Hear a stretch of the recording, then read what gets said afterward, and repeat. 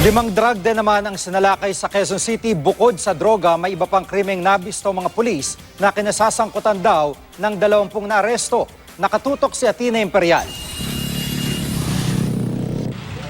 Hindi lang mga pakete ng shabu, kundi pati mga baril, bala, mga hinihinalang nakaw na motorsiklo at chinap-chap na bahagi ng mga ito. Mga cellphone na posibleng nakaw rin.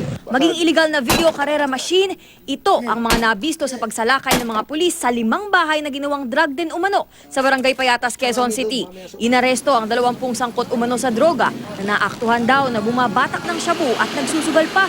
Ang totoo namang target sa operasyon na isang alias Noe na drug pusher daw, nakatakas. Nakalata yung target, si Noe. Pero biglang pinutukan itong operatiba. No? So nung pinutukan niya, sabay dive dun sa likod ng drug den, sa likod ng may bintana dun, dumive siya. Hindi na siya inabutan. Pero duda kami nung nagpaputok ng pulis, nung gumante ang pulis, tinamahan din siya. Matagal na raw alam ng mga opisyal ng barangay ang talamak na bentahan at paggamit ng droga sa kanilang lugar. Pero takot daw silang pasukin ang mga drug den.